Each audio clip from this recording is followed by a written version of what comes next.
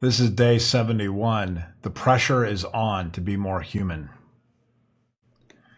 I met a young man in an interview today who suggested that because I was running an AI company, I should be using AI tools to automate more so I could employ fewer humans. I guess this is true, but here is the problem. Using AI simply means the organic growth accelerates, so it is not fewer humans, it is actually more humans.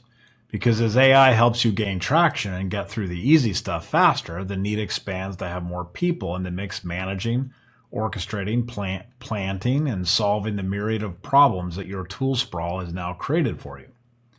Here's the silver lining, however. People are the catalyst for growth. You will always hire people who cause problems. They will create culture clashes, stir up conflicts, spark office politics, and make demands.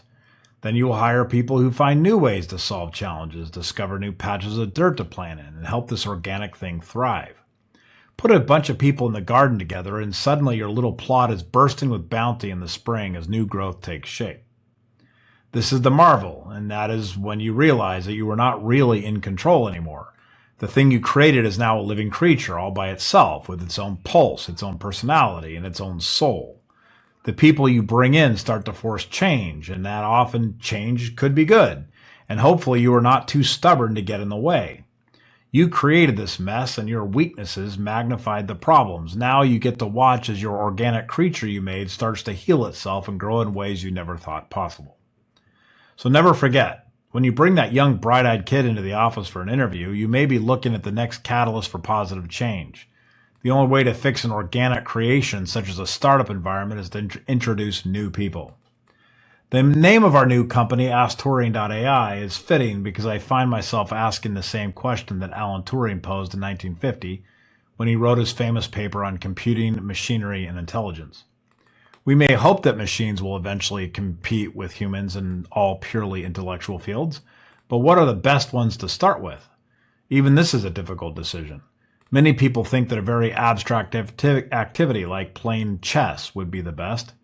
It can also be maintained that it is best to provide the machine with the best sense organs that money can buy and then teach it to understand and speak English. The last sentence of this paper is what struck me the most, though. Even though we can only see a small distance in front of us, the amount of work that needs to be done remains significant. I think that is as true in 1950 when Turing wrote his paper as it is now in 2025. As I've been building and taking this AI engine to market, I've been experimenting with what is possible. The adventure has been crazy, unpredictable, and filled with moments that no algorithm could have anticipated. Just like Turing asked almost a century ago, I am asking what makes a human uniquely human? As AI advances continue, the open question stands out. What is the human value proposition? I came across the revelation this morning. Now that AI is taking care of the simple, repetitive tasks, the pressure is on for us humans to be precisely more human, meaning to be more creative, to be more unpredictable, to come up with connections that no machine could ever do. Our role in the future seems to be precisely that, more human. Mistakes and beauty all rolled up into one. There will be a time in the not-too-distant future where we just cannot afford to wait 15 or 20 years for a young person to learn all the fundamentals before they become productive.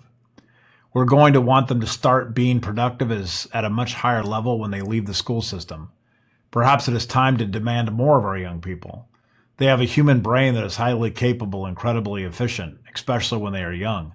Maybe it's time to force them to actually use it. The only way we are going to produce engineers, scientists, authors, researchers who can break new boundaries is by getting them started younger and getting them comfortable with using the tools that will rapidly extend and magnify their capabilities. The ship has sailed pretty much. We decided as a society that it was perfectly acceptable to hand our children small digital devices that allowed them to communicate with the entire world. So now we are stupefied that these young people are using modern AI tools to create memes, AI videos, and silly fakes of their friends in compromising situations. We created this monster.